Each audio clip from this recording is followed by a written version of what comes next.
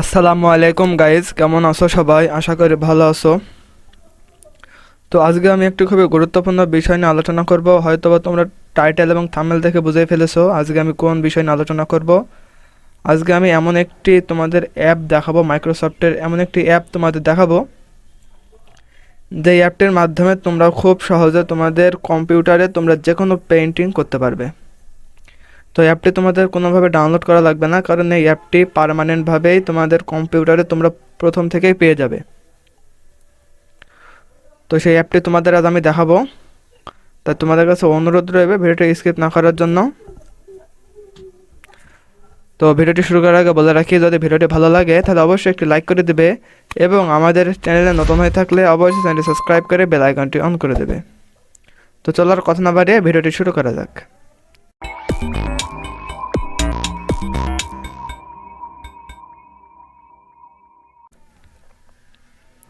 তো প্রথমে তোমরা আমার স্ক্রিনটি দেখতে পাচ্ছ, কম্পিউটারের আমার স্ক্রিনটি তোমরা এখানে দেখতে পাচ্ছ।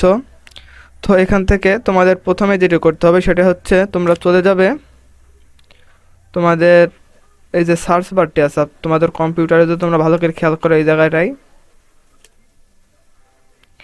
তোমরা যদি এখানে ভালোভাবে খেয়াল করো এখানে তোমরা সার্চের একটা অপশন তোমরা পেয়ে যাবে। তো জাস্ট আমি সার্চে চলে যাব, যার পরে এখানে আমি টাইপ করব পেইন্টিং বা পেইন্ট।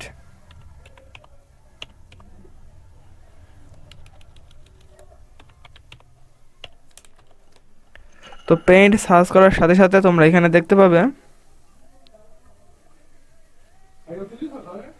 এখানে যে পেইন্টিংয়ের যে অ্যাপটি আছে এটা এখানে চলে এসেছে। তো জাস্ট আমি এটা ক্লিক করলাম এর উপরে।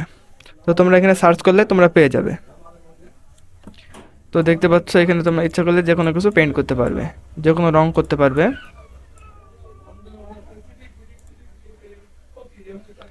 এবং তোমরা এখান থেকে এটি সেভও করতে পারবে। তো আশা করি তোমরা বুঝতে পেরেছো তোমরা কীভাবে পেইন্টিং করবে, কোথায় যে করবে।